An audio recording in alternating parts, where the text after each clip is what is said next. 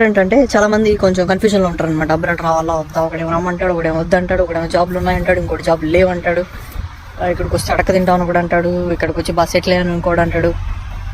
ఏంది కథ అసలు ఏంటి అని మీరు అనుకుంటే జస్ట్ సింపుల్గా ఒక విషయం చెప్తా. ఒకటి, అబ్రాడ్ రావడం అంటే లైక్ బిజినెస్ పెట్టడం లాంటిది అనమాట. బిజినెస్ పెడితే సక్సెస్ అవుతామా, ఫెయిల్ అవుతామా, డబ్బులు వస్తుందా లేదా అనేది pure luck and hard work. Same అబ్రాడ్కి వచ్చి మాస్టర్స్ చేయడం కూడా సిమిలర్గా అలాంటిది.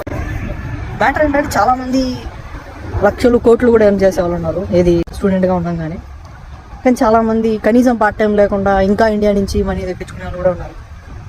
సో వాడు చెప్పింది వీడు చెప్పింది విని మీరు అబ్రాడ్ వచ్చి ఇక్కడ కష్టపడి లేకపోతే రాకుండా అక్కడ ఇబ్బంది పడి ఇవన్నీ వద్దు. మీకు రావాలి అని అనుకుంటే గ్యాంబులేది, డైరెక్ట్గా అదొక రిస్క్ అనమాట. ఇంకా తీసుకోవాలనుకుంటే రిస్క్ తీసుకోవాలి కళ్ళు మూసుకొని, వద్దు అనుకుంటే తీసుకోకండి. పక్కన చెప్పిన మాటలు అసలు వినకండి.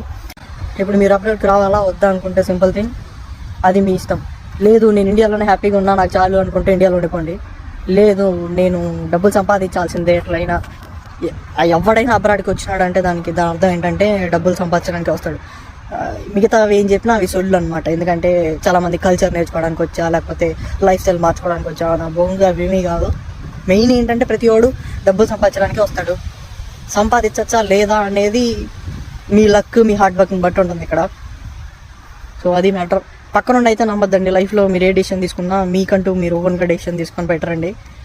ఒకవేళ అది సక్సెస్ అయితే మీరు హ్యాపీ, ఫెయిల్ అయితే బ్లేమ్ చేయడానికి ఏముండదు, స్టెప్ తీసుకుంది మీరే కాబట్టి. పక్కన నుండి నమ్మొచ్చారంటే ఇంక లైఫ్లో కానీ తిట్టుకోవడం ఉంటుంది. సో అది మ్యాటర్. ఇంకా నుంచి ఇన్స్టాల్ వాళ్ళు చెప్పే సోళ్ళు వీళ్ళు చెప్పే సోళ్ళు ఆపేసి మీకంటూ మీరు ఓన్గా డెసిషన్ తీసుకుని నేర్చుకోండి.